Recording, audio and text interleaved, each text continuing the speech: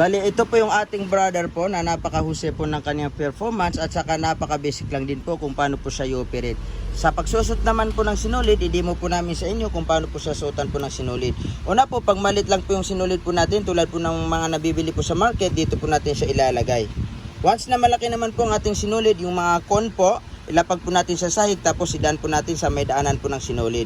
Ilalagay po natin itong stopper po natin, at saka mas mainam po ito pong sinulid po natin, ito pong sinulid, idaan po natin dito. Ayan, idaan po natin dyan. Okay, number 1 po, dito po natin siya isasabit, may mga guide naman po siya, may arrow. Number 1, idadaan po natin dito yung sinulid. Okay. And then number 2, sundan lang po natin yung arrow. Number 2, diretso na po yan pababa. Number 3, pagdating po natin dito, mag-u-turn po tayo pataas. Ayan po. And then number 4 po, dun po sa may take up, makikita niyo po may bakal po dyan.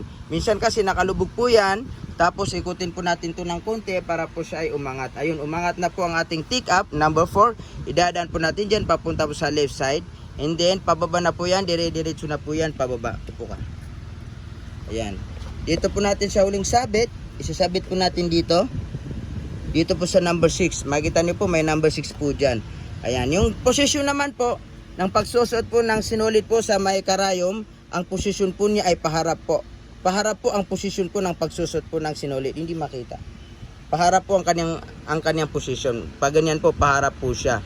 Kung sakali po hindi niyo po maipasok po ang sinulid po sa may butas ng karayom dahil po sa hindi niyo po makita ng maayos, ang kagandahan po ito pong ating sewing machine, meron po siyang automatic threader.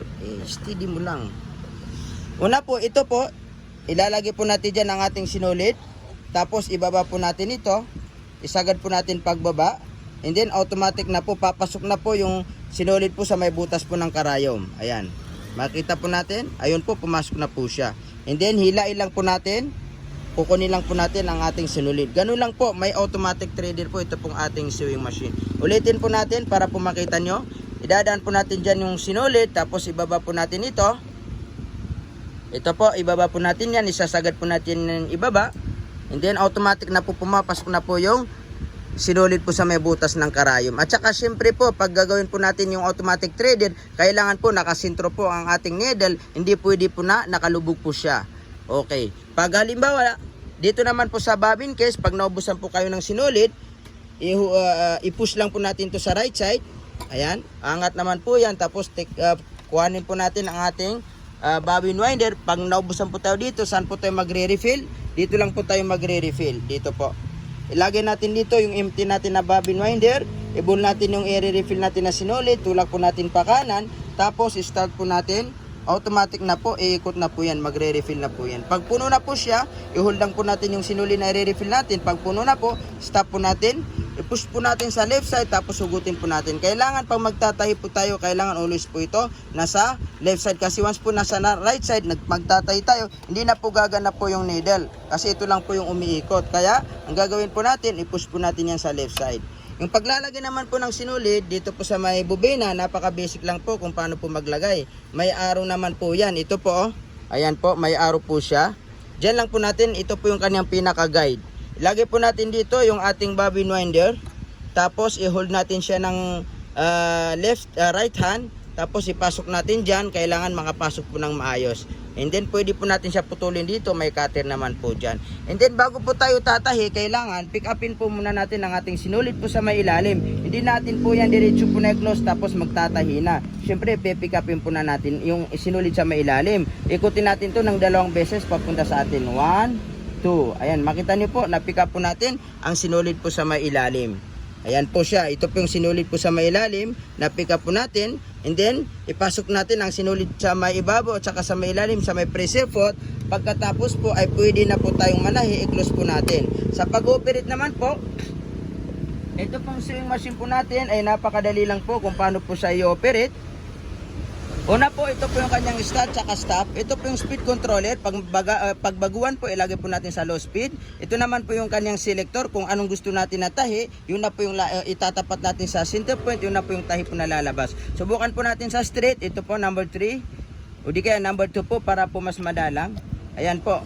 Kung nababagal lang po tayo dyan, pwede po natin siya mas bilisan dahil may low speed at saka high speed naman po ito pong ating sewing machine. Gusto natin po mag-reverse, backstage, long press po natin yan, atras na po yan.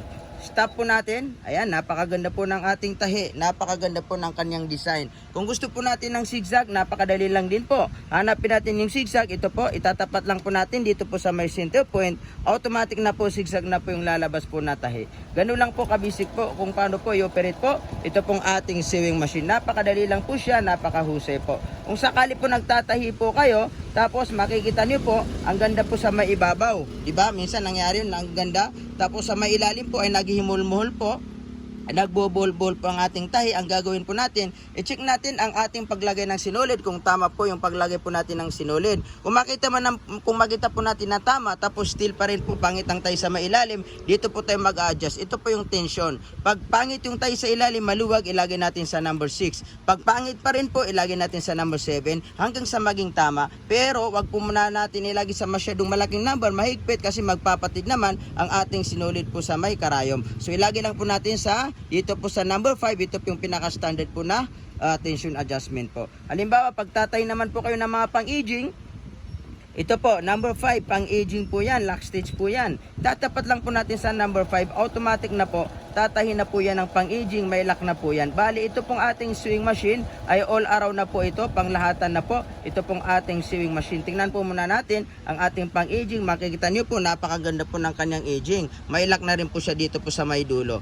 Bali, ito po yung ating sewing machine. Heavy duty na rin po ito. Napakahusay po ng kanyang performance. Ito po yung start, tsaka stop. Ito po yung speed controller. Ito po yung reverse. Ito po yung selector po niya. Ito naman po yung tension adjustment. Bali, ito pong makina po natin ay 110 volts po siya, at saka gamitin po natin ang ating pong transformer para po magamit po natin ang ating sewing machine.